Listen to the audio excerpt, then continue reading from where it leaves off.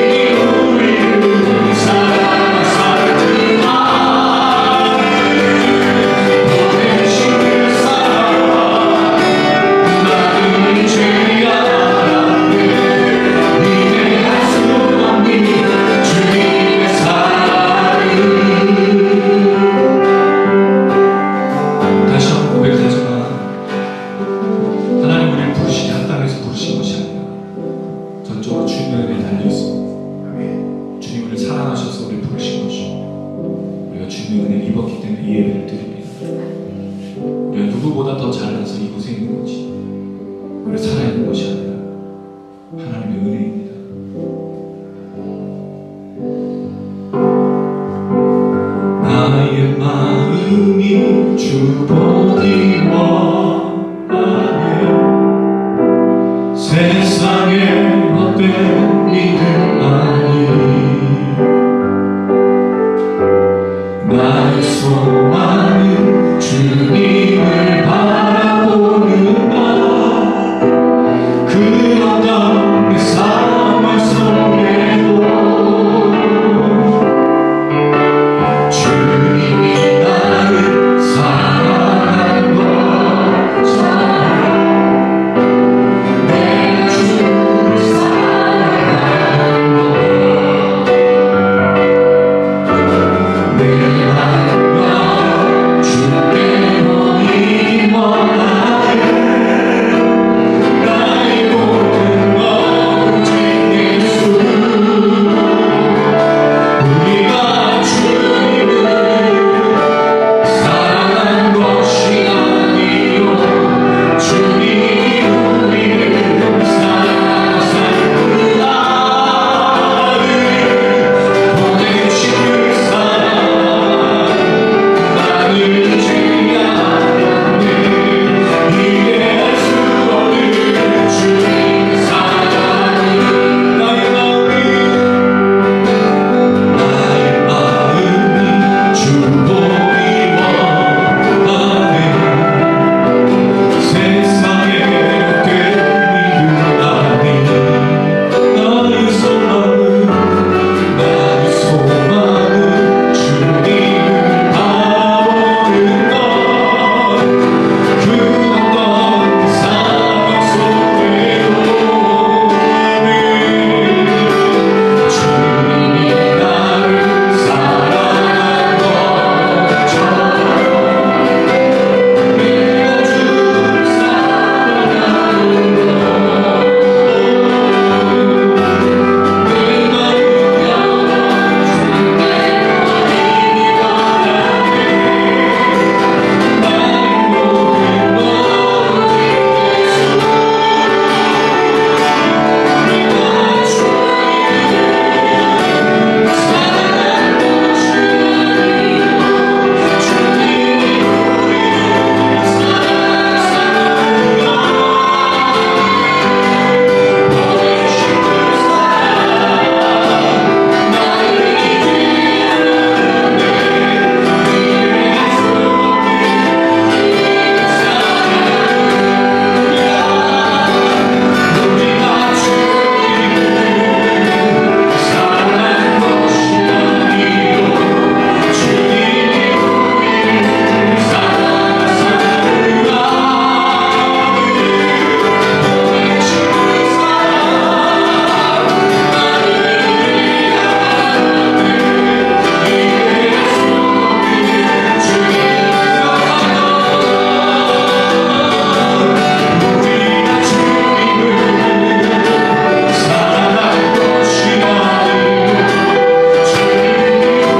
위하였네.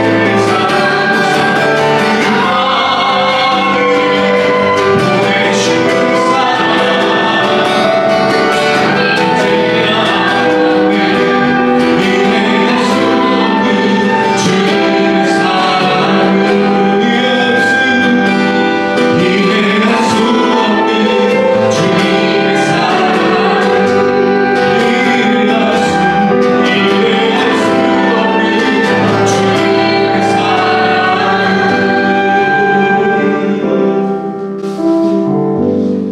하나님이 나라의 민족을 불쌍히 여겨주시고 우리 젊은이들을 불쌍히 여겨주셔서 헛되게 인생되지 않게 하시고 세우신 교회가 그들을 살리는 데 쓰임받을 수 있게 다시 그들을 찾고 다시 그들을 위하여 살아가며 그들을 채울 수 있는 예수의 십자가를 전하게 역사하여 주시옵소서. 예배가 그들에게 소망이 되고 예수가 그들에게 기대가 될 수 있게 하나님 역사하여 주셔서 다시 이런 아픔 생기지 않게 하나님 기억하여 주시옵소서.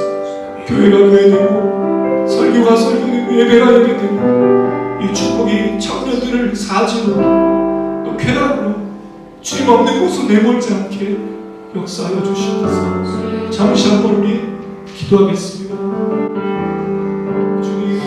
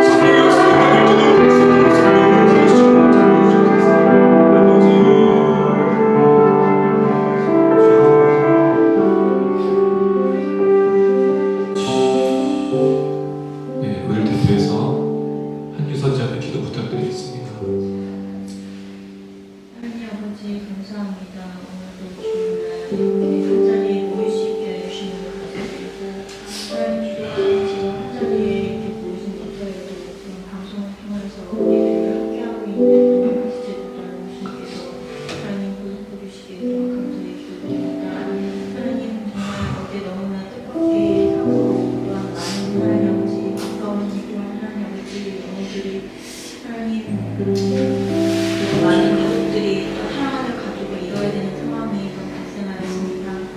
하나님 정말 예기치 못한 하나님 일로 인해서 정말 하루아침에 너무나 예고도 없이 사랑하는 가족을 보내야 하는 그 유족들의 마음을 누구보다도 위로해 주시옵시고 하나님 지금 상황에서는 무엇이 어떻다고 하냐지 판단하는 것이 맞는 것이 아니라 하나님 또 다른 똑같은 상황으로 인해서 또 다른 희생들이 나오지 않을 수 있도록 하나님 남은 자녀들이 무엇을 해야 되는지를 먼저 생각할 수 있게 해주시옵시고 하나님 그리고 그 현장에 있는 사람들로 인해서 하나님 또한 그 지혜와 명철을 허락하여 주시옵소서. 하나님 그리고 또한 하나님 아버지 있는 자녀들이 정말 진심으로 그들에게 위로받을 수 있게 도와주시옵소서. 하나님 어제 그 사건을 보면서 또 한 번 느꼈습니다. 정말 사람이 얼마나 별거 존재인지를 하나님 또 한 번 정말 느낄 수 있었습니다. 땅 하나를 사는 아버지 정말 몇 초간 흔들리는 것에도 불안해하며 대책이 없고 무언장하기 쉬운 이 존재들이 하나님 정말 무엇을 어떻게 할 수 있을까라는 하나님 생각을 하게 되었습니다. 그러기에 정말 저희들이 주님을 붙들고 하나님 저희들이 인생 정말 이 나그네 인생을 살아가는 동안 저희들이 무엇을 붙잡고 또한 무엇을 정말 중요하게 생각하고 무엇에 가치를 두어야 되는지를 제대로 깨닫고 정말 그것을 하나님 아버지 정말 저희들이 소망을 들 수 있는 지혜를 허락하여 주시옵소서. 하나님 정말 저희들이 또한 하나님 아버지 아직도 그렇지 못한 자녀들에게 조금이나마 위로가 되고 하나님 주의해 주시는 존재들로 정말 이 땅에 주의 역할을 대신할 수 있는 하나님 저희들이 될 수 있도록 인도해 주시옵소서. 예배 가운데서도 주님께서 함께해 주시옵시고 저희들과 또한 하나님 아버지 또한 함께하지 못하는 많은 지체들 또한 하나님 위로해 주시옵시고 인도해 주시기에 간절히 기도드리며 모든 말씀 예수님의 이름으로 기도드립니다. 아멘. 감사합니다. 오늘 함께 나누실 말씀은 창세기 6장 1절에서 8절, 창세기 6장 1절에서 8절 한 절씩 우리 혜빈 집사님부터 돌아가면서 한 절씩 읽으시면 맞을 것 같습니다. 창세기 6장 1절에서 8절 말씀 혜빈 집사님 먼저 읽어주십시오. 사람이 땅 위에 번성하기 시작할 때에 그들에게서 딸들이 나니 하나님의 아들들이 사람의 딸들의 아름다움을 보고 자기들이 좋아하는 모든 여자를 아내로 삼는지라. 여호와께서 이르시되 나의 영이 영원히 사람과 함께 하지 아니하리니 이는 그들이 육신이 됨이라. 그러나 그들의 날은 120년이 되리라 하십니다. 그의 땅에는 넵필임이 있었고 그 후에도 하나님의 아들들이 사람의 딸들에게로 들어와 자식을 낳았으니 그들은 용사라 고대의 명성이 있는 사람들이었더라. 여호와께서 사람의 죄악이 세상에 가득한 것 그의 마음으로 생각하는 모든 계획에 항상 앞에 불러놓으시고 땅 위에 사람 지으셨으면 한탄하사 마음에 근심하시고 이르시되 내가 창조한 사람을 내가 진원해서 쓰어버리되 사람으로부터 가축과 기는 것과 공중의 새까지 그리하리니 이는 내가 그것들을 지었음을 한탄함이니라 하신다. 그러나 노아는 여호와께 은혜를 입었더라. 아멘. 네, 찬양하시면서 준비하신 영을 주님께 드리겠습니다.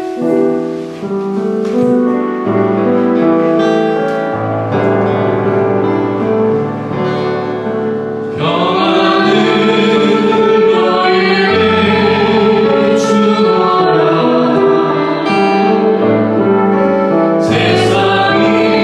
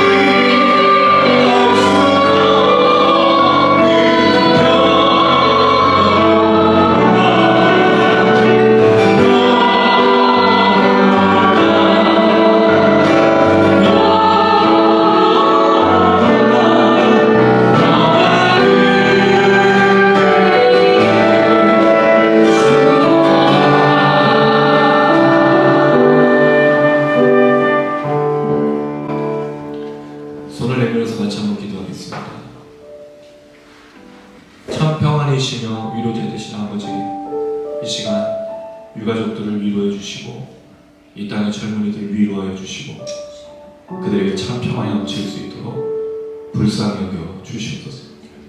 하나님밖에 없습니다. 예수밖에 없습니다. 그들의 구멍난 마음, 상처받은 마음, 갈망하는 마음을 치료할 분은 오직 하나님밖에 없어. 주여 그들을 위로하시고 채워주시고 유가족들에게 하나님의 은혜와 자비와 긍휼로 위로하여 주시옵소서. 아멘. 다시는 이런 일들이 일어나지 않게 또한 이 땅을 불쌍히 여겨주시고 교회가 이 일에 앞장서게 도와주시고 이 나라 민족을 위해 기도하며 젊은이들을 위해서 헌신과 봉사할 수 있도록 사용하여 주시옵소서. 사랑하는 성도들, 한 주간 동안 지친 삶으로 열심히 살았을 때 육체에 건강함이 있고 마음이 지침이 있습니다. 명상을 시작하신 분들 중에도 하나님을 갈망하지만 체험이 없고 육체가 건강한 여러 문제 속에 있을 때 하나님 위로해 주시고 그 손을 잡아 주시옵소서. 그렇게 살아가는 우리 인생들 될 수 있도록 오늘 이 예배가 될 수 있도록 축복하여 주시옵소서. 감사드리며 예수님의 이름으로 기도드렸습니다. 아멘. 하나님의 위로를 전하는 또 그런 교회가 되었으면 좋겠습니다. 이런 일이 생길 때마다 교회가 참 악한 것 같아요. 또 판단하고 거길 왜 갔느냐, 또 왜 그렇게 됐느냐, 너무 안타까운 것 같습니다. 사실 교회의 역할은 그게 아니지 않습니까? 교회는 울어줄 때 울어주고 기뻐할 때 같이 기뻐해주는 게 교회인데, 이 시대의 교회가 참 본 모습을 가지지 못하고 있다는 참 안타까운 생각이 들고요. 다시 청년들을 품는 교회, 이게 숫자를 늘리기 위해서 하는 게 아니라, 미래가 없어서 하는 게 아니라 진짜 교회가 존재하는 목적이 바로 우리가 가지고 있는 은혜, 예수를 전하는 것이니까 그렇게 이 땅을 돌아보는 그런 교회로 거듭나는 계기가 됐으면 참 좋겠다는 생각이 듭니다. 오늘 말씀은 우리가 잘 아는 말씀인데 이 홍수 전의 사건을 다루고 있습니다. 근데 이 이야기를 하면서 좀 조심하셔야 될 게, 어제 일어났던 그런 사건들, 예수를 믿지 않는 사람들이 일어났던 사건들과 우리를 비교하면서 우리는 구원받고 선택받은 은혜받은 사람이라고 이렇게 접근해서는 안 된다는 거예요. 그래서 제가 오늘 이 본문 말씀을 전하는 게 오늘 괜찮을까 좀 사실 고민을 좀 했다가 일단 이야기를 드리지만 전혀 그런 내용을 담고 있지 않다는 거예요. 하나님이 누군가는 괴롭혀서 죽이고 누군가는 살려두는 것이 은혜의 차원으로 누구에게 그렇게 하느냐, 그렇지 않습니다. 오히려 그런 슬픔에 빠진 사람들 중에도 선한 사람이 있고 하나님을 온전히 믿었는데, 여러분 그렇잖아요. 이태원은 그냥 갔는데 밀려다니다가 자기도 모르게 죽었던 사람이 있는데 그 사람들이 하나님 저주를 받는 거, 이렇게 말해서는 안 된다. 그러면 범죄하고 있고 잘못하고 있는데도 심판받지 않는 사람들은 하나님의 은혜를 입은 걸까요? 그렇지 않거든요. 굉장히 조심해야 된다는 거죠. 그래서 오늘 이야기를 그렇게 안 들었으면 좋겠다라는 생각이 들고요. 오늘 제가 이 말씀을 통해서 좀 생각해보고 싶은 것은 결혼입니다. 가정에 대한 얘기가 아닌, 이 결혼이라는 것은 연합이잖아요. 오늘 이 본문에 나오는 이 결혼이 얼마나 잘못된 결혼이고 잘못된 연합이 돼서 결국에는 심판까지 받게 되는지를 잘 설명하고 있습니다. 또 하나 주의하셔야 될 게, 이 본문을 믿지 않는 불신자들하고 결혼하지 말라는 본문으로 자주 쓰거든요. 근데 그렇지 않아요, 여러분. 그런 내용이 아닙니다. 성경을 이상하게 이해하고 있고 오해하고 있다는 거죠. 그럼 우리가 이 본문을 좀 생각하면서 우리는 오늘 어떤 말씀들을 좀 생각해보고 이 시대에 살아갈 건가, 그리고 그리스도인은 어떤 모습으로 또 걸어갈 건가 좀 생각해봤으면 좋겠습니다. 일단 제일 중요한 핵심적인 부분은, 나는 뭐와 연합하고 있고 나는 뭐와 결혼하고 있고 나는 뭐와 함께하고 있는가. 사실 결혼이라는 게 연합이고 함께하고 동행이잖아요. 결국 이게 핵심적인 부분이에요. 난 누구와, 난 뭐와, 어떤 것과 함께하고 연합하고 동행하고 있는가. 이게 굉장히 중요한 핵심적인 내용입니다. 자, 본문 말씀은 두 구절, 두 부분을 나눠볼 수 있어요. 1절에서 4절까지는 하나님의 사람들이, 하나님의 아들들이 사람의 딸들하고 결혼했던 내용이 나오고요. 그 다음에 5절부터 8절에는 하나님이 그로 인해서 발생한 죄악 때문에 지면에서 쓸어버린다. 와이프아웃이라는 뜻인데 아예 남겨놓지 않겠다는 뜻이에요. 없애버리겠다. 흔적을 지워버리겠다. 그런데 마지막 부분에 노아의 은혜가 나타나죠. 그러니까 이게 이제 사실은 전체적인 오늘 부분이 되는데 이 내용 속에는 사실 굉장히 많은 질문이 있어요. 오늘 본문은 사실 질문 한 10가지 이상 나오는데 추려서 한 7가지만 정도만 생각해보고 오늘 넘어갈 건데 보면 굉장히 많은 질문이 나와요. 첫 번째 질문은 뭘까요? 하나님의 아들들은 누구고 사람의 딸은 누구냐는 거죠. 이것도 굉장히 많은 고민을 하고 있죠. 그 다음에 나의 영혼이 영원히 사람과 함께 하지 않는다는 말이 무슨 뜻이냐. 그 다음에 육체가 되었다는 말은 무슨 뜻이냐는 거예요. 그럼 그 전에 육체가 아니냐는 거죠. 그럼 육체였는데 이게 무슨 뜻이냐는 거예요. 그 다음에 세 번째는 120년이 되리라는 말이 무슨 뜻이냐는 거예요. 이 두 가지로 이제 해석을 하는데 조금 더 설명을 드리고 네피림은 누구냐 네피림. 이게 용사와 명성이 있었다는 말은 무슨 뜻을 갖고 있는 것인가? 라는 거죠. 그 다음에 하나님이 한탄하고 근심했다는 말은 무슨 뜻이냐는 거예요. 이 한탄하고 근심하는 거에 뭐가 문제가 있죠? 창조하신 다음 하나님이 어떤 발표를 하셨어요? 보시기에 심히 좋았잖아요. 근데 지금은요? 한탄하고 근심했어. 하나님 창조 계획에 하나님의 문제가 있는 거잖아요. 여러 가지 문제를 담고 있어. 오늘 본문이 쉬운 본문이 아닙니다. 그리고 나서 하나님이 그 창조한 걸 다 없애버리겠다고 해요. 근데 왜 노아는 은혜인 거죠? 노아와 다른 사람의 차이는 뭐예요? 그리고 실제로는 노아의 가족만 구원받아요. 우리가 알고 있는 셋의 후손들은 어디 갔냐는 거죠. 이게 라멕은 아마 살아있던 것 같지 않아요. 노아가 600세 때 홍수가 일어나니까 그 전에 라멕은 죽었는데 그럼 다른 형제들은요? 왜 노아만요?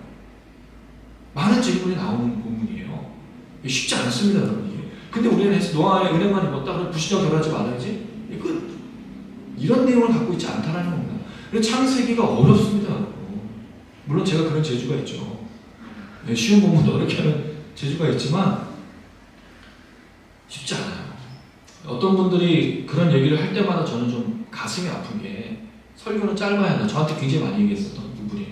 설교 좀 짧게 하시면 성도들이 좋아할 거라고 좀 더 많은 영상을 볼 거라고. 저는 그렇게 생각하지 않습니다. 설교가 짧아서 보는 게 아니에요. 또 하나, 설교는 쉬워야 된다. 어떻게 공감하세요? 설교 쉬우면 잘 이해하고 잘 알아들으실 것 같아요. 이런 생각이 들었어요. 그럼 오페라는 왜 봐요? 오페라가 쉬워서 봅니까? 오페라 어렵지 않아요? 무슨 말인지 못 알아듣겠는데 뭐라고 이태리 말로 뭐 하는데 저 오페라 가서 봤거든요. 투란도트에 그거 가서 봤는데 무슨 말인지 하나도 모르겠어.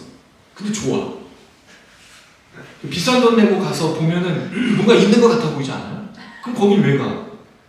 하나님의 말씀이 오페라보다 더 못한 거예요?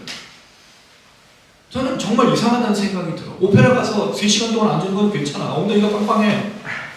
설교는 한 40분 넘어가면 막 비틀고 괴롭고.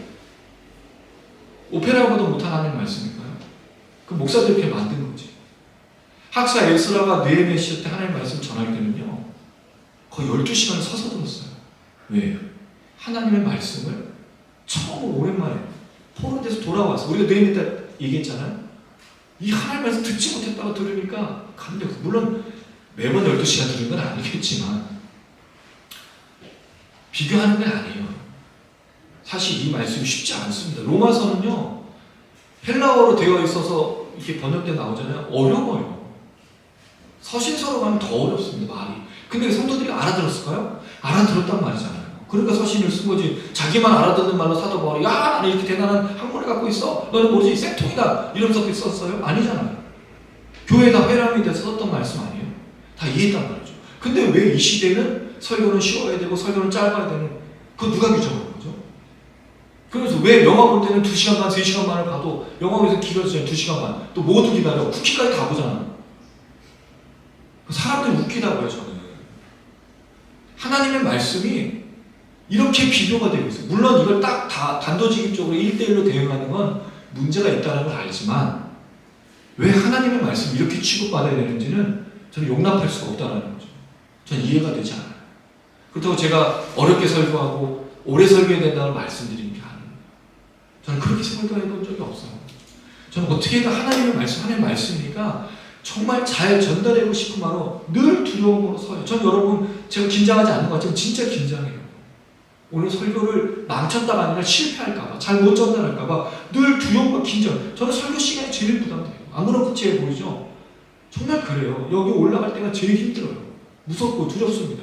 끝나고 내가 혹시 잘못 전달한 건 아닌가? 내가 오늘 설교를 뭘 잘못해서 성도들이 잘 못 깨달은 거 아닌가? 이런 생각과 늘 부담감으로 하거든요. 왜냐하면 하나님의 말씀이에요.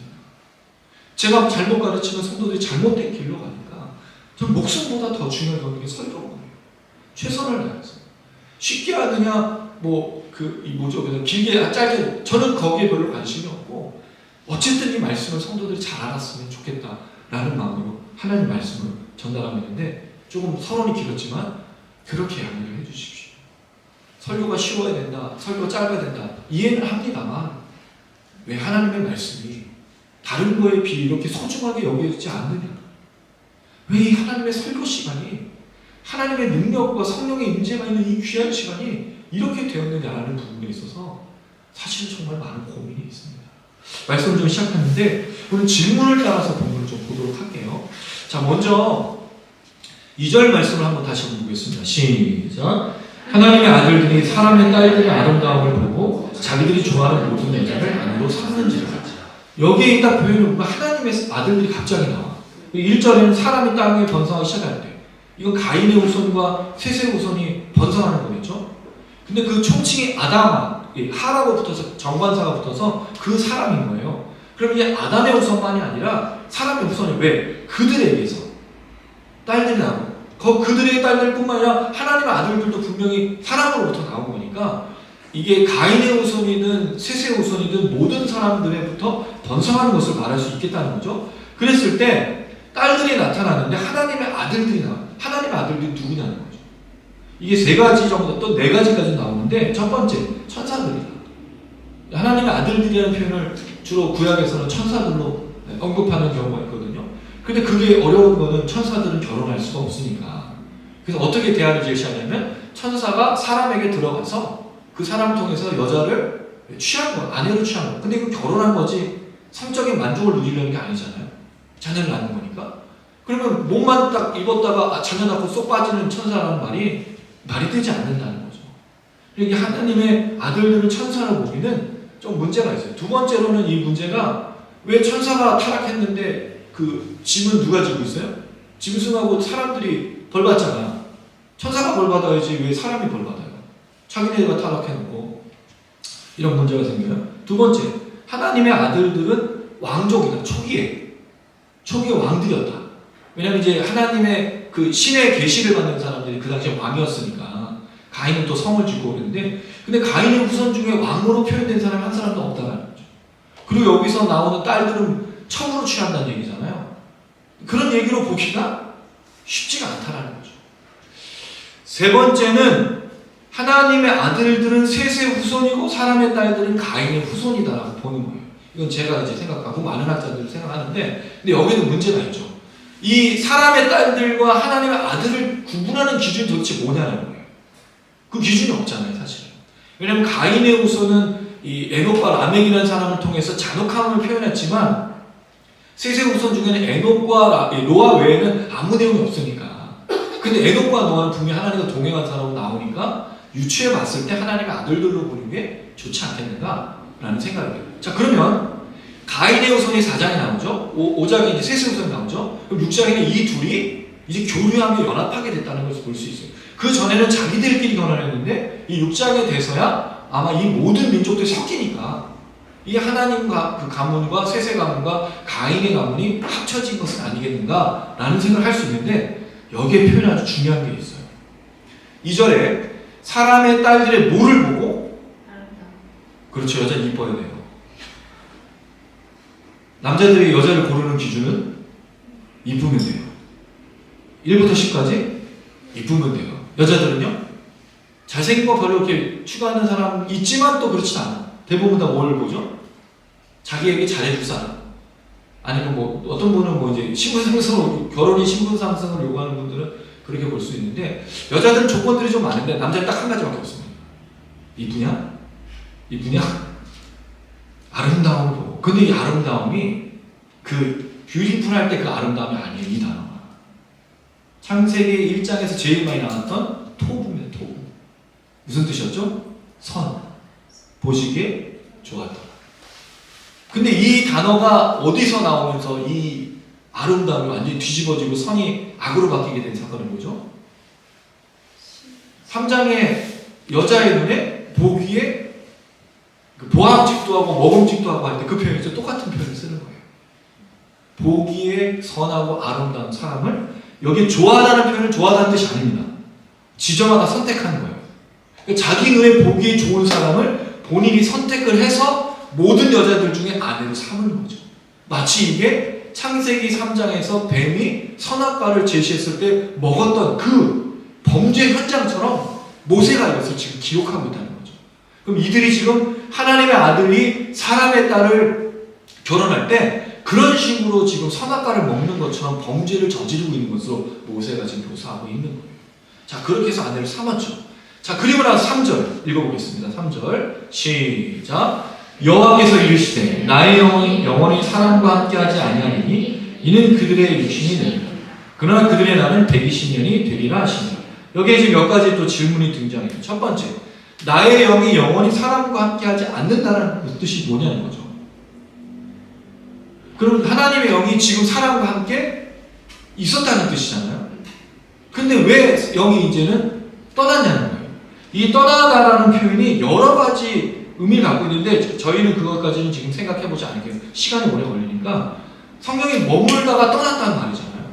근데 특별히 이것은 아마 사람이라는 표현은 사람의 딸들이 아닌 하나님의 사람들, 아들들을 말하는 것처럼 보이죠. 왜? 이제 사람의 딸과 함께 범죄를 저질렀기 때문에 하나님의 영이 떠나는 것으로 보이는데 하나님의 영이 떠났다는 게 무슨 뜻이냐는 거죠. 이게 여러분 창세기 3장의 죽음을 제일 잘 표현하는 거예요. 아담과 하와는 선악과를 먹고 나서 저주에 빠지죠. 하나님 반드시 뭐로 돌아갈 거라고 말했습니까? 흙으로. 근데 흙으로 돌아갈 때까지 죽음의 저주는 길잖아요. 이건 반드시 형벌이 있지만 언젠가 죽을 거지만 아담 몇 년 살았죠? 900 몇십 세를 살았잖아. 하나님 너 죽을 거야. 근데 900년 동안 저주가 임하지 않아. 그 말로 보면 그럼 이게 저주냐는 거예요. 1000년 동안 살면서 저주야 와라. 나 이제 좀 죽을래. 이렇게 되는 거잖아요. 그럼 이게 저주냐? 그렇지 않다는 거죠. 이미 하나님의 영이 떠난 것이 저주가 됐다는 거죠. 왜? 제가 한번 설명드린 적이 있어요. 창세기 2장 7절에 하나님이 성령을 불어넣었다고 제가 그 표현을 썼죠. 물론 다른 사람들이 이렇게 한 사람이 한 사람도 없어요. 저를 만약 이 단어를 모르면 할 말은 없지만 제가 볼 때는 이게 단지 영혼이 들어가는 것으로 보기 어렵다는 거죠. 왜? 죄 지은 인간도 뭐가 있어요? 영혼이 있잖아요, 여러분. 그리스도를 믿는 사람만 영혼이 있나요? 아닙니다. 다 영혼이 있잖아요. 영혼이 있으니까 그 사람들이 뭐를 얘기하죠? 귀신 얘기하는 거 아니에요? 영혼이 없으면 귀신 얘기하지 않지. 믿지 않는 사람들도 귀신이 있단 말이에요. 영혼이 있단 말이죠. 그러면 하나님의 그 사람들과 믿지 않는 사람하고 무슨 차이가 있어요? 이게 바로 성령의 차이라는 거죠. 하나님의 영이 들어갔다가 범죄한 이후에 하나님의 영이 떠나신 사건이 되는 거죠. 그동안에는 세세우서는 하나님과 동행하니까 하나님의 영이 있었던 것을 증명할 수 있단 말이죠. 제가 볼 때는 그랬을 때 여기서 영원히 사람과 함께 하지 않는다는 말은 이제 이 사람들에게서 떠난 성령이 돼서 이들은 사람들, 하나님을 믿지 않는 사람들처럼 똑같이 살아가게 된 그런 사람이 됐다는 거죠. 그리고 이제 죽음을 맞이하는 거예요. 그럼 여러분, 죽음이라는 저주가 두려운 건 흙으로 단지 돌아가는 죽음이 아니라 하나님이 떠난 성령이 없는 사람이 된 게 진짜 심판이고 저주라는 거죠. 이걸 어떻게 알 수 있어요?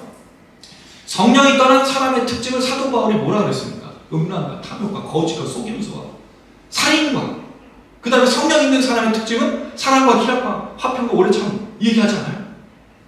이 구분을 말하고 있다는 거죠.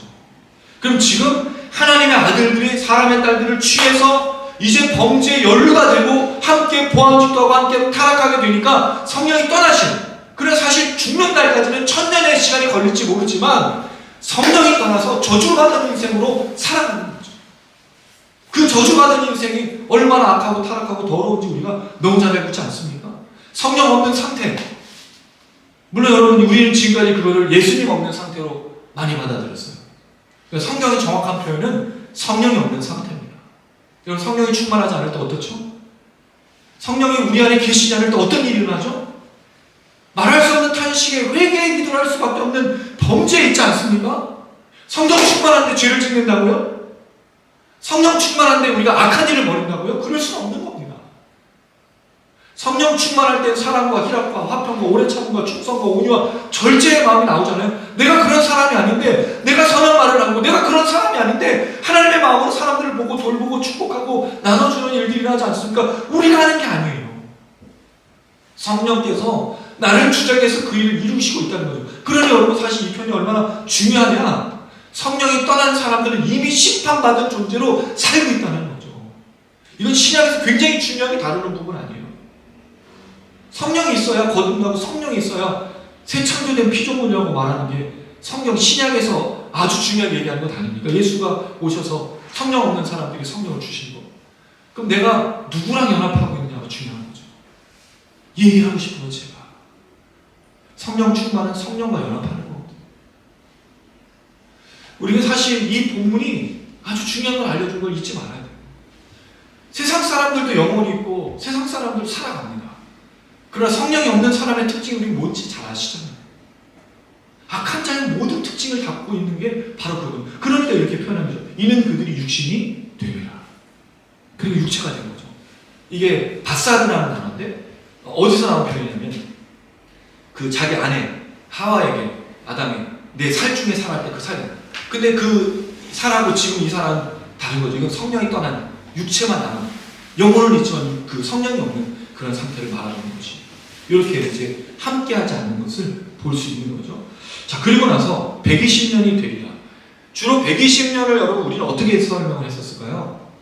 인간의 수명을 120년을 했는데, 사실은 이것을 대부분은 방주가 지어져서 홍수가 날 때까지의 시간으로 봅니다. 120년 동안 아직 하나님의 홍수가 내리지 않는. 근데 사실은 120년은 아닐 수도 있어요. 이게 정확한 그 숫자적인 계산이 아닌데, 왜냐면 노아가 500세에 세망 야벳을 낳는데 이 6장의 사건이 언제부터냐는 시간이 아직 정해지지 않았기 때문에, 어쨌든 하나님은 이제 사람들이, 하나님의 아들들이 사람의 딸들과 연합해서 범죄한 것을 통해 이제 심판하기로 작정하시는데, 그게 120년의 시간을 주신 거죠. 그럼 120년 동안 뭐 하라고 주신 걸까요? 회개하고 돌아오라고 주신 거예요. 우리가 간과해서는 안 될 게 조금 있다가 나옵니다. 여러분, 이게 굉장히 중요해요.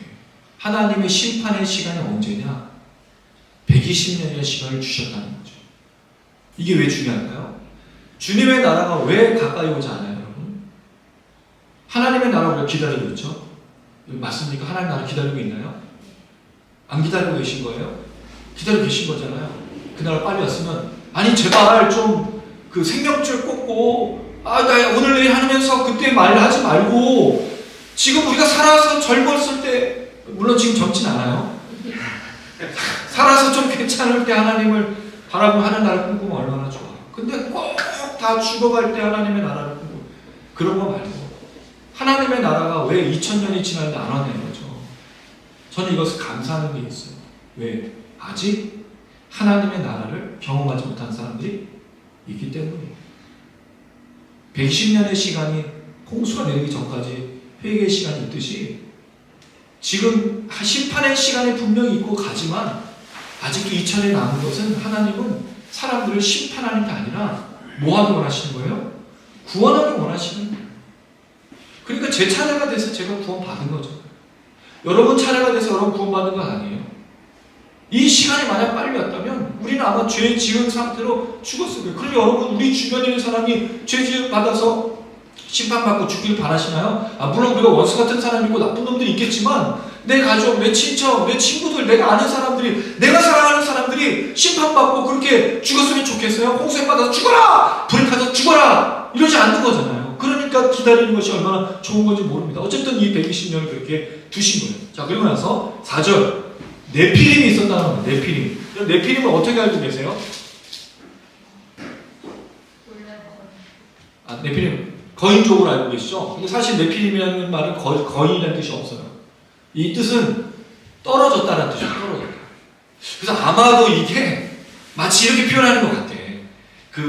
이 신적인 어떤 영적 존재들이 떨어져서 이 땅에 타락한 존재들처럼 마치 표현하는 것처럼 보이는데 실제로는 사람들입니다. 영적인 존재는 아닌데 왜 그 사람들이 사람처럼 보이지는 않은 거예요. 이게 어디서 알 수 있죠? 민수기 13장에 보면 이 네피림이라는 단어에 대해서 한 번 더 나와요. 그때 13장 33절을 보면 여호수아가 정탐꾼들을 보내죠. 12지파를 12명 뽑아가지고 보냈잖아요. 가서 12지파 아니지. 2명씩 뽑았죠. 2명씩. 24명인 건가? 아무튼 제가 지금 생각이 잘 안 나는데 그걸 보냈어요. 근데 그들이 돌아와서 뭐라 했어요? 여호수아 갈렙만 빼고 거기에 누가 있었다고 했어요? 네피림이 있었다고 했어요. 기골이 장대해서 우리가 뭐처럼 보여? 이 거짓말이야. 어떻게 우리가 메뚜기야? 아무리 사람이 커도 자기가 메뚜기일 수는 없잖아요. 그 쫄았다는 거지. 막 오그라들었다는 거지. 그러니까 우리 여기 있다 가면 안 된다라고 말하는데 그때 이 네피림이 아마도 이들이 생각에는 이들은 사람이 아닌 거예요. 사람이. 너무 기골이 장대하고 무섭게 된 마치 골리앗 같은 거죠. 그런 사람들 보니까 우리가 들어갈 수 없다라고 말하는 거예요. 그럼 이 네피림이라는 사람들은 그런 존재인데 이 네피림이 먼저 있었어요. 여러분. 이런 기골이 장대한 사람들이 있었고 후에도 하나님의 아들들이 사람의 딸들에게 들어와 자식을 낳아. 이건 이제 창세기 1장 2장에 나오는 이제 결혼을 얘기하죠. 결혼해서 용사를 태어나게 합니다. 근데 여기 이제 끝부분에 이런 표현이 있어요. 고대의 명성이 있는 사람들이더라.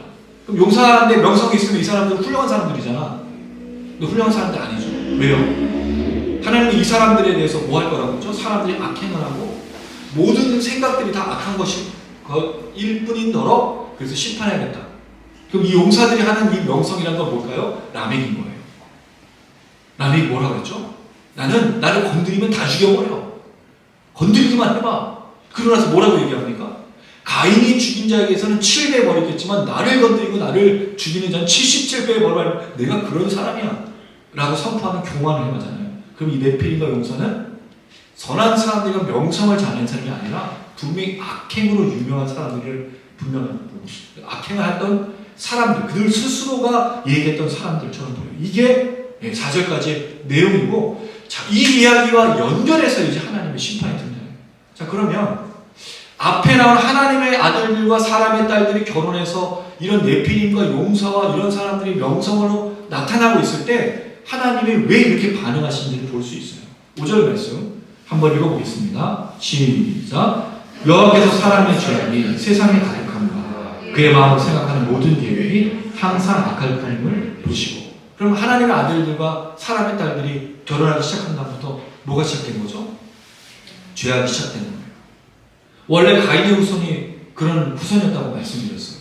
문명의 발달, 기술의 발전, 그들이 결국 추구한 건 하나님의 저주를 피하기 위해서 성을 쌓았는데 자기들의 유흥과 자신들이 교만해지는 악행을 벌이고 있는데 이제 하나님의 아들들과 사람의 딸들이 똑같아진 거예요. 그 전에는 하나님의 아들들이 구별되어 하나님과 동행하는 에녹도 나오고 노아처럼 하나님과 동행하는 사람도 있었지만 이제는 하나님의 아들들도 사람의 딸들도 구분이 없어지는 시대가 된 겁니다. 그래서 하나님의 아들들이 천사냐 왕이냐 또 사람이냐를 구분할 필요가 없어. 뭘 말하려는 거죠? 이 시대는 이제 하나님을 따르는 사람이 없다는 걸 말하는 거예요. 이 시대가 금방 왔어요. 사실 거의 1000년이 걸렸어요. 1000년의 세월 동안 아담으로부터 숫자를 세면 거의 1000년이거든요. 1000년의 세월 동안 에노스를 통해서 하나님의 이름 부르기 시작했죠. 근데 1000년이 지나니 하나님의 이름을 부르는 사람이 없어지고 이 땅에 뭐가 가득 찬 거예요? 악이 가득 찬 겁니다. 이게 인생이에요. 이게 사람의 문화예요. 이게 기술이에요. 제가 말씀드렸죠. 왜 문화가 발전하고 왜 기술이 발전했는데 그런 나라일수록 더 악할까? 오히려 문화가 발전하지 않고 기술이 발전하지 않는데 사람이 천진난만하지 않았어요. 물론 선교사들이 와서 학교를 세우고 병원을 세우고 참 좋았죠. 그리고 우리나라는 좀 독특해요. 우리나라는 정복하지 않았다는 거예요. 선교사들이.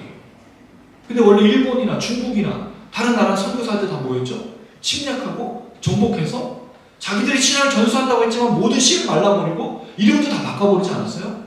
그 일본이 했던 것처럼 똑같이 문명을 발달하고 기술이 발달한 그 사람들이 하고 있는 일이 뭐냐는 거예요. 원래 신앙인들은 뭐를 해야 되죠? 우리가 복음을 준다면 뭐를 해야 되죠? 잃어버린 영혼들을 찾아 구원하는 게 목적 아닙니까? 그들이 성경이 있었잖아요. 성경이 우리 시대에 갑자기 주어진 게 아니에요. 활자가 발달한 1400년에 이미 인쇄술이 발달했으니까 성경이 기록되고 있었거든요. 구전되었고 자기들이 갖고 있었던 그 양피지나 뭐 이런 걸로 갖고 있던 성경이 있었단 말이죠.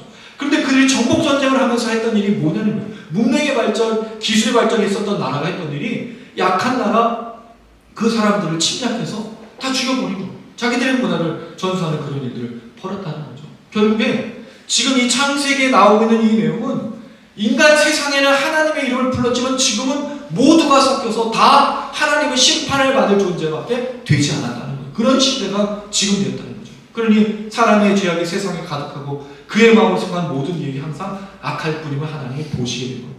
이제는 하나님을 위해서 살아가는 사람이 한 사람도 없는 거죠. 이걸 보면서 여러분 그때 당시만 그런 게 아니라는 걸 잘 알고 있죠. 우리가 광야 생활 속에서 이스라엘 백성들을 봐요. 가나안 땅 정복, 제가 시편을 나눌 때보다 가나안 정복, 광야 생활, 왕정 시대 어떤 것 하나도 하나님의 마음을 흡족해드린 이스라엘 백성들이 없었다는 거죠. 그럼 우리는요?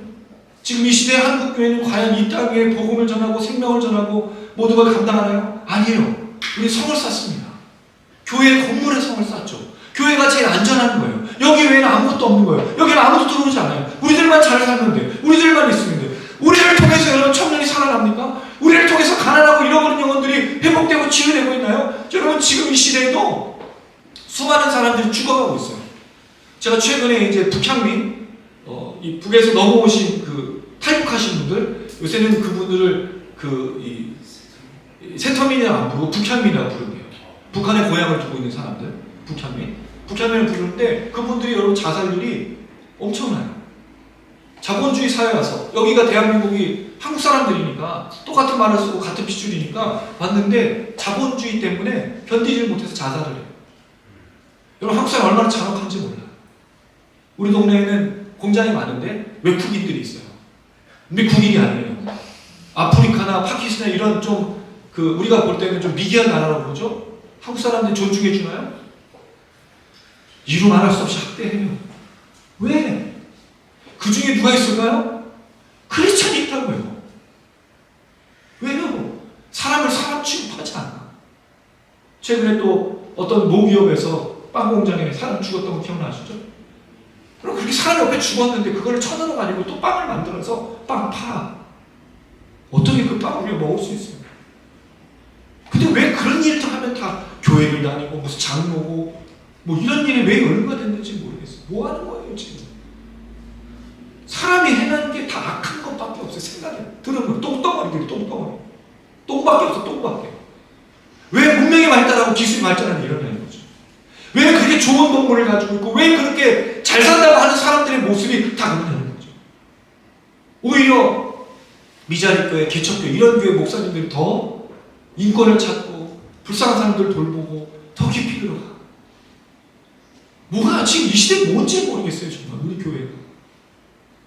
이 땅의 교회가 어제 그 일들에서 비난하게 앞서는 게 아니라 왜 교회 청년이 없는지를 생각해야 되고 회개해야 되니? 전 청년 사회가 10년 넘게 했잖아요. 교회가 맨날 거짓말해요. 뭐라고 얘기하죠? 청년들이 미래다. 말을 맨날 그렇게 하면서 학대를 봉사시키고 이 청년들이 뭘 가진 게 있어요? 열정밖에 없잖아. 봉사하다가 결국 다 떠나는 거예요. 장학금이라도 좀 많이 주고 장학금을 조금이라도 아끼려고 얼마나 애를 쓰는지 참 희한한 논리를 갖고 있어요. 청년들 맨날 밥 먹이고 재우고 나눠줬으면 교회 청년이 그득그득 했을 거예요. 그러니까 신천지나 이런 이단들이 걔네들이 잘하는 게 뭐야? 맨날 밥 사주고 와서 물어봐주고. 왜 지방에 이단들이 많을까요? 거긴 독거노인들 이런 분들 많잖아. 가족들이 안 돌보는 그분들 맨날 찾아가 그 사람들이. 여러분 아무리 이단이더라도 그렇게 맨날 찾아와서 위로해주면 마음이 안 넘어가겠어요? 물론 그 사람들은 다 뭐 전도하기 위해서겠지만 진심으로 대하기도 하니까 넘어가는 거 아니에요. 근데 그리스도인들은 머리를 굴려. 내가 필요한 사람을 만나고 내가 필요 없는 사람은 단칼에 끊어. 이게 교회라고요. 세상에 하나님의 아들들이 사람의 딸들하고 했던 일이 똑같아진 거예요. 구분이 없어. 여러분 교회에서 제일 많이 기도했던 게 뭐 같아요? 여태까지 기도하면서 우리 부흥을 많이 먹고 기도했어요. 근데 그 부흥이 뭐예요? 교회 커지고 예산 많아지고 성도 숫자 많아지는 거 이게 부흥이라고 생각하는 거잖아. 근데 진짜 부흥은 뭐죠? 말씀의 부흥으로 사람들이 그리스도인들이 하나님 말씀을 살아내는 것이 부흥 아닙니까? 회개가 일어나고 삶이 변화되고 잃어버린 영혼들이 하나님 알게 되는 이게 부흥이잖아요. 근데 우리가 잘못된 부흥으로 건물만 짓고 한동안 그런 때가 있어요. 교회 건물만 지금 사람들이 몰려오는 때가 있었어요. 근데 지금 건물을 지금 안다 사람들이 저 교회다 혐오시설. 교회 혐오시설이 있어요. 여러분 이 시대에 이건 우리 굉장히 중요한 문제예요. 오늘 창세기 말씀 너무너무 중요해요. 그래서 우리는 뭘 할 거냐? 그래서 제가 우리 동네에 있는 사람들 돌아보고요. 우리 동네는요 학원 하나가 없어요. 여러분 세상 살다가 내가 학원 없는데 처음 봤어요. 서울에서 가까워 15분도 안 걸려. 삼성에서. 삼성역에는 학원이 널렸어. 거기는 뭐 아파트에 뭐 다 학원이야. 우리 동네 없어. 제가 여기서 띠리리 하는 전원일기를 아침에 새소리를 듣고 이런 전원을 살고 있어. 생각도 못했던 학원 하나가 없어요. 슈퍼만 있고 이런 편의점만 있어. 그 여기에 사람이 없나요? 2,000세대가 넘게 있어. 빌라가 그득그득해. 사람들이 너무 많아. 그럼 그 사람 다 건보낼 수는 없잖아요. 그럼 교회가 할 일이 뭐야? 지역 주민들 섬기고 그 사람들 세우는 거 아니에요? 돌보는 거 아니에요? 교회가 있는 목적이 뭐예요? 주차장 철저하게 바리케이트 쳐서 오면 안 돼! 절대로 우리 교회는 아무도 못 들어오면 신천지 아웃! 이런 것만 잘하는 거예요. 아무도 주의 못하고 우리만 여기 있어요. 아닙니다. 교회는 나눠주라고 있는 거예요. 할렐루야. 왜 아멘 안 하세요? 나눠주라고 있는 거잖아요. 우리 회복하라고 있는 거 아니에요. 우리 사랑하는 여기 존재하는 거 아닙니까? 잘 먹고 잘 사는 것도 중요하지만 우리의 모든 것들은 흘려보내라고 있는 거 아닙니까? 근데 우리 맨날 우리끼리 먹고 우리끼리 잘 살고 남이 죽든 말든 뭐 어떻게 되든 말든 사람들 뭐 우리끼리 예배드리고 우리도 하고 우리 그러려고 모이는 거 아니잖아요. 우리 사람 살려내야 되잖아요. 그 지역에 학원이 없어. 사실 경집사님 보시면 너무 좋아. 학원이 하나도 없어. 거기서 막 가르치면 애들이 그득그득해. 돈 벌까라고 장담은 못 들어요. 돈이 넘쳐나는 곳은 아니니까. 근데 보람은 있다는 거죠. 왜? 거기 혜택이 없으니까. 그리고 우리 수빈 집사님 성악. 우리는 돈 받고 하는 일이 아니라 거기 있는 사람. 저는 꿈이 많아요. 거기다가 오케스트라 만들 거예요. 할렐루야. 거기 일본식 우동집 하시는 분이 있는데 그분이 오케스트라에서 튜바를 하시는 분이래요. 잘됐다. 이분을 통해서 오케스트라 만들면 좋겠다. 그 다음에 우리 또 아는 우리 박 목사님 그림, 또 하 작가님 협동조합, 또 할 게 많아. 그 지역에 섬기는 어른들도 많고 애들도 많고 없는 게 아니라 그득그득한데 놀이시설 하나 없고 운동장 하나 없어. 운동장이 없어요. 운동장 하나 만들면 사람 다 나와서 농구할 거야. 농구대 하나 만들어줘. 그럼 사람들 운동하고 마음껏. 그리고 거기서 막 같이 얘기하다가 또 그러다가 복음 전하면 좋고. 여러분 사실 우리가 그들의 친구가 되어주고 이웃이 되어주는 게 교회 목적이 아닐까요? 우리 아무의 친구도 안 되려고 해요. 우리만이 살아요. 근데 교회는 이 땅에 친구가 되어주고 제가 좋아하는 노래가 있잖아요. 원래 이게 최초의 CCM이에요. 내가 마냥 외로울 때면 이게 여러분 원래 최초의 CCM이었어. 누가 위로해주지? 여러분 항상 눈물 흘리는 제가 우리 청년부 때 수련 때 얘기했더니 우리 청년이 웃었어요. 우리가 이웃이 되어지고 우리가 그들의 손을 잡아줘야 되는 거 아닐까? 이 말씀이 너무 중요해요. 왜? 교회가 세상과 똑같아져서 구분이 없어지니까 같이 죄악을 저지르는 사람이 됐어. 근데 사실은 나눠주고 섬겨주고 해야 되는 거 아니야. 얼마나 이게 심각하냐면 6절 땅에 사람 지으셨음을 한탄하사 마음에 근심하시고 하나님 한탄했다는 말은 후회하신다는 뜻이에요. 그다음 자기가 주신 복을 철회하신다는 뜻입니다. 근심하셨다는 말은 고통을 느끼셨다는 거죠. 중요한 건 이겁니다. 하나님은요 사람의 죄악 때문에 고통하셔요. 왜 고통하실까요? 자기가 만드셨는데 죄를 짓고 있으니까. 자기가 불렀는데 성령 충만하지 않으니까. 교회를 세웠는데 교회가 성도들만 있고 아무도 없으니까. 예수 믿는 사람들을 데려다 놓고 그들을 구원하고 그들을 믿지 않는 사람들 잃어버린 영혼들을 도와주고 흘려보내고 살아내는 것을 해야 되는데 하나님과 하나님이 후회하시고 근심하시고 걱정이 없냐는 거예요. 그럼 우리 교회는요 우리 그렇지 않게 해서 모인 거 아닌가요? 경집사님이 저하고 함께 예배드린 것도 딱 그거잖아요. 슬퍼하고 상심한 낙심한 목회자에게 손 내밀어 주셔서 우리 집사님 어떻게 생각하시는지 모르겠지만 저는 그렇게 목회를 시작했어요. 또 우리 주택ministry 단장님도 낙심하고 상심한 저에게 목회자에게 손 내밀어주셨어요. 저는 그 은혜를 받아서, 그 사랑을 받아서 우리 성도님들 한 사람 한 사람 손 내미는 거죠. 영상을 시청하시는 분들 한 사람한테 손 내미는 거죠. 왜? 그러라고 교회가 부름받았고, 그러라고 우리가 이 땅에 부름받았습니다.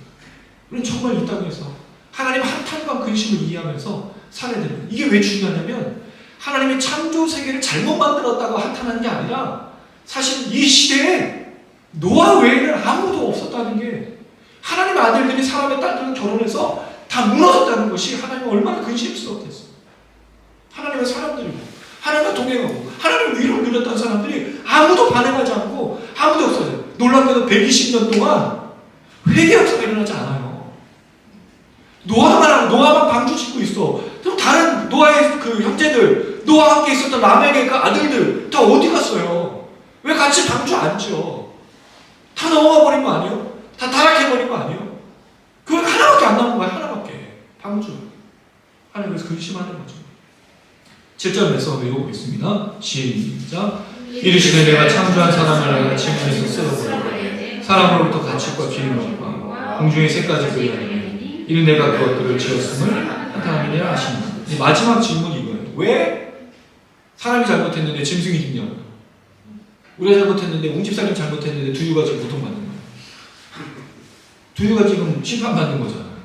그렇잖아요? 짐승들이 뭘 했다고? 얘네들이 뭘 했어요? 우리가 아무것도 안 했어요.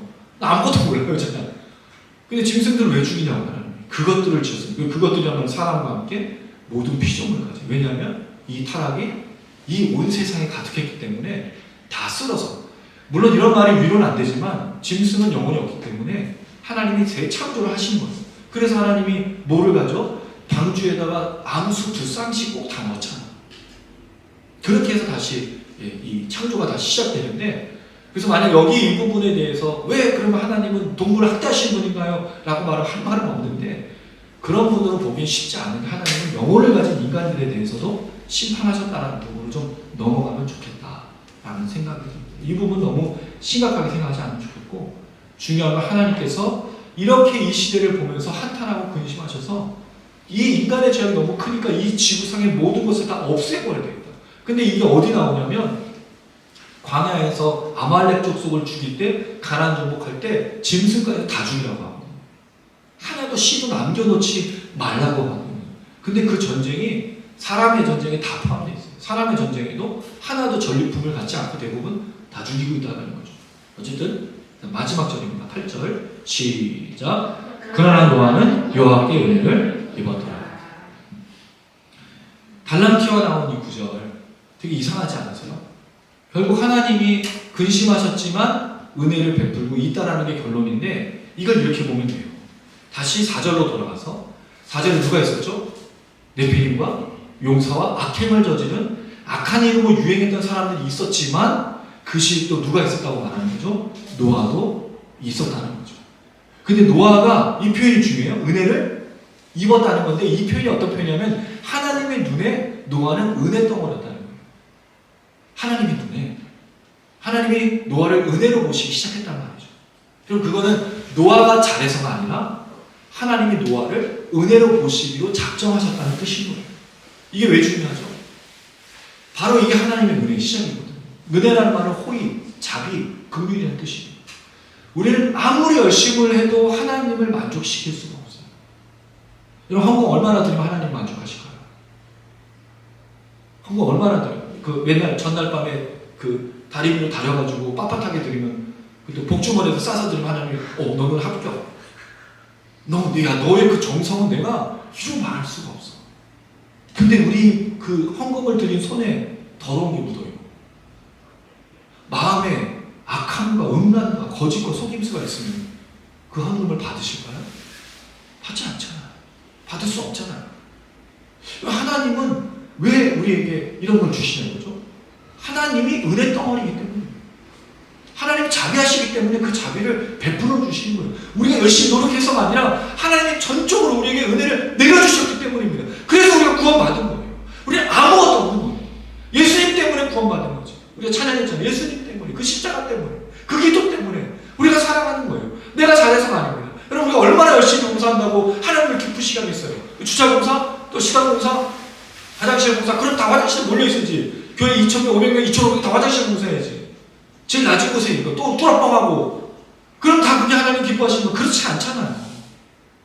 중요한 건 하나님이 위대하시고 전능하시고 하나님의 은혜롭고 하나님의 가장 풍요하신 자비와 긍휼이 있기 때문에 우리가 부르심 받은 거죠. 내가 열심을 다하고 내가 최선을 다해서 만족해서 우리 만족시킬 수가 없어요. 그 어떤 것은 하나님이 전적으로 예수를 보내시고 전적으로 성령을 보내셨기 때문에 그 은혜가 있어요. 물론 노아는 뒤에 보면 의인이요 당대 완전하자는 구절에 하나님과 동행했다는 단서가 있어요. 그게 어떻게 그렇게 왔냐는 거죠. 앞선 하나님의 아들들과 사람의 딸들의 결혼이 다른 거죠. 그들이 뭐와 연합하고 있는 것처럼 노아는 하나님과 연합하고 성령과 동행하는 것을 볼 수 있다는 거죠. 결국 우리의 결론인 겁니다. 많은 이야기를 했고 많은 질문거리를 드렸어요. 근데 그 질문은 대부분 잘 이해했을 거라 생각하고요. 결론은 이겁니다. 결론은 하나님의 전적인 은혜가 우리의 신앙생활 속에서 걸어가게 한다는 거죠. 우리는 그렇게 부르심 받았어요. 그러면 우리 날마다 누구와 동행이 되는 거죠? 성령 하나님과 동행해서 하나님 부르심을 따라서 날마다 걸어가는 은혜가 있어야 되는 겁니다. 성령 충만하고 성령과 연합하지 않으면 금방 누구랑 연합하죠? 우리 욕심, 우리 욕망 금방이에요 여러분. 성령 충만하지 않으면 다른 것이 싹 속으로 다 들어와요. 그렇지 않습니까 여러분? 잠시 잠깐 눈을 돌리고 잠시 잠깐 마음을 여유롭게 하면 온갖 것들이 다 들어온다고요. 금방 무너져요. 금방 쓰러져요. 여러분 그렇지 않습니까? 은혜는 받기는 어려운데 죄 짓기는 너무 쉽지 않습니까? 수련회 갔다 온 날 제일 많은 무너짐 있지 않으세요? 오자마자 부모와 싸우고 형제와 싸우고 또 주일날 예배 막 은혜 듣고 찬양하고 저 좋은데 나오면서 차 막 부딪히고 하고 막 야 이 자식아 저 자식아 집에 가서 이런 일들이 반복되는 건 날마다 성령 충만하고 성령 연합이 없으면 살 수 없다는 거죠. 하나님의 전적인 은혜가 날마다 우리를 주장하시기를 주님의 이름으로 축원합니다. 두 번째 마지막 결론 속에 이게 단순히 우상을 섬기는 예수를 믿지 않는 사람들과 결혼하는 것이 아니라는 부분을 이해할 수 있어요. 왜? 지금 이게 사람의 딸들과 하나님의 아들들이 결합하고 이 부분이 이제 우리 그렇게 들었었잖아요. 불신자하고 결혼할 거냐? 불신자하고 결혼하지 말 거냐? 그래서 이걸 근거 공부를 하지만 그게 아니야. 중요한 건 누구랑 연합하냐의 문제지 불신자하고 결혼하냐 불신자 결혼하지 말느냐의 문제가 아니라는 거죠. 물론 사도 바울도 그런 얘기를 하지만 근데 여기에 우리가 큰 잘못된 것에 빠져서 제사의 문제가 있었잖아요. 그래서 서로 물론 그 당시에 이 제사의 문제가 심각했기 때문에 그렇지만 지금은 여러분 제사를 안 드리는 데가 더 많아요. 그럼 왜 우리가 그토록 그렇게 남편하고 아내하고 싸웠는지 모르겠어요. 왜 부모와 그렇게 제사의 문제로 싸웠는지 이렇게 쉽게 해결될 문제를 왜 우리가 목숨을 걸면서 싸웠는지 그리고 어떻게 보면 이게 정말 그 하나님 앞에서 우상을 숭배하는 거냐 아니냐의 문제냐는 거죠. 때로는 질문이 사실 우상은 어디로부터 올까요? 외부로부터 오는 게 아닙니다. 우리 스스로가 우상을 만들어내는 거죠. 내가 추구하는 것이 바로 우상이지 않습니까? 내가 그것을 바로 우상으로 여기는 것이 우상이지 않습니까?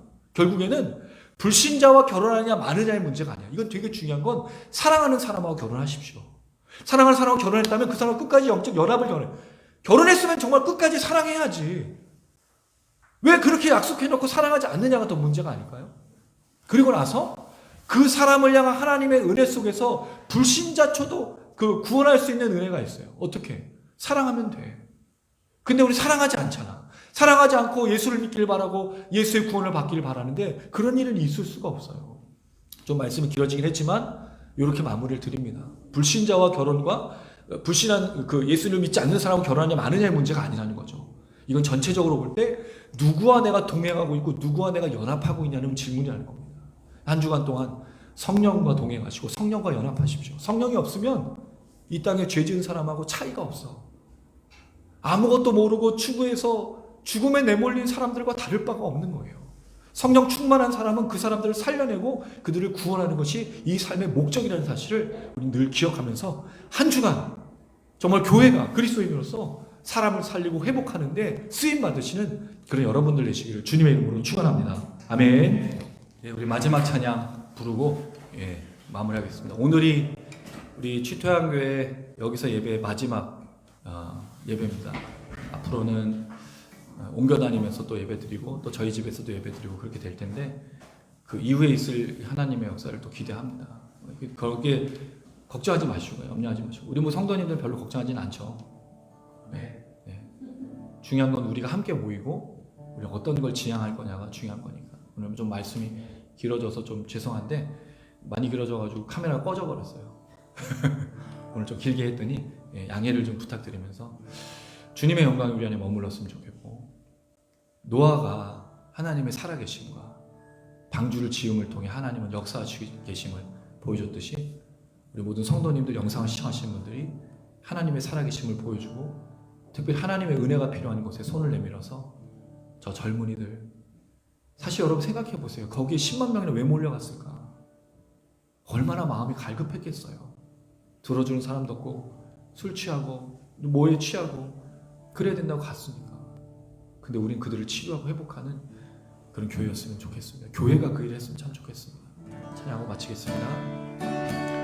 주님의 영광이 온 땅 가득해, 주님의 영광이 온 우주에 찬해, 주의 그늘 아래 내가 편히 쉬리, 온 맘과 정성 다해 주 찬양해. 전능하신 하나님 그 신 이름 높이며 두 손 높이 들고서 살아계신 하나님을 찬양해. 감사하며 주 앞에 나갈 때 영원한 사랑으로 내 영혼이 끄시니 나의 모든 것 되신 주님을 찬양하리. 주님의 영광 내 삶에 충만해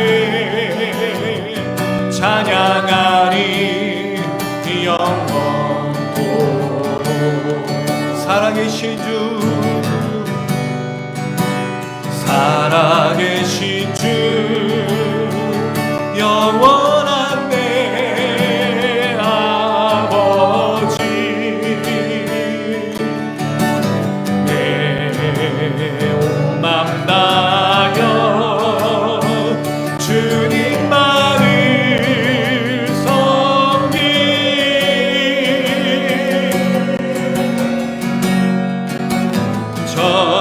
전능하신 하나님 그 신 이름 높이며 두 손 높이 들고서 주의 이름 찬양해. 살아계신 하나님을 찬양해. 감사하며 주 앞에 나갈 때 영원한 사랑으로 내 영혼이 끄시니 나의 모든 것 되신 주님을 찬양하리. 주님의 영광 내 삶에 충만해 찬양하리 영원토록. 찬양하리 찬양하리 영원토록. 찬양하리 영원토록.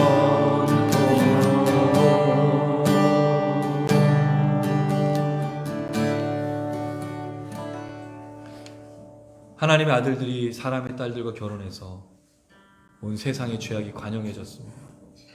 하나님이 사람을 창조하신 것을 한탄하시고 근심하셨는데 노아 혼자만 은혜를 잊게 됐습니다. 120년의 시간 동안 그의 가족만 방주를 짓고 이 땅을 돌이키지 못했습니다. 하나님, 우린 무엇을 짓고 있을까요? 우린 무엇을 만들고 있을까요? 이 땅에 죽어간 영혼들을 위해서 무엇을 하고 있을까요? 교회가 이 땅에 있는 목적은 잃어버린 자를 찾아 구원하시는, 우리에게 은혜를 베푸신 예수의 십자가를 전하고 나누고 치유하고 회복하는 것인 줄로 믿습니다. 그렇게 걸어가는 우리 모든 성도님들 될 수 있도록 축복하여 주시옵소서. 이 땅에 많은 사람들이 너무 허무하게 죽어가고 너무 안타깝게 죽어가고 있습니다. 그들을 돌아보며 그들을 치유하며 회복할 수 있는 이 일을 감당할 수 있도록 우리 교회를 사용하여 주시옵소서. 영상을 시청하시는 분들에게도 성령으로 역사하여 주시옵소서. 하나님 감사합니다. 2년 반의 세월 동안 이 귀한 곳에서 우리가 찬양하며 예배드리고 나눴습니다. 귀한 안산동산교회와 이 근수플랫과 셀사역 연구소를 축복하시고 하나님 이들을 통하여 더 많은 역사들이 나타나게 함께하여 주시옵소서. 이제 다시 우리는 유목민으로 돌아갑니다. 하나님 이끄시는 대로 어딘지 모르지만 필요한 곳을 향해 걸어갑니다. 우리를 사용하시고 우리를 통해 죽어가는 영혼들, 잃어버린 영혼들이 살아날 수 있도록 하나님 함께하여 주시옵소서. 우리의 걸음을 선하게 인도하실 주님을 찬양하며 감사드리며 예수님의 이름으로 기도드렸습니다. 아멘. 가슴에 손 얹으시기 바랍니다. 지금 우리 주 예수 그리스도의 은혜와 하나님 아버지의 무한하신 사랑과 성령의 교통인도 충만하심이 황당한 일과 너무 놀라운 일들로 아들과 딸들과 또 부모와 자녀를 잃은 모든 유가족들 머리 위에 이제 유목민이 되어 하나님 부르시는 땅으로 수많은 사람들을 회복하고 치유할 모든 걸음을 기대하는 우리 모든 성도님들 위해 영상을 시청하시는 분들 위해 이제로부터 영원토록 함께 계실지어다. 아멘.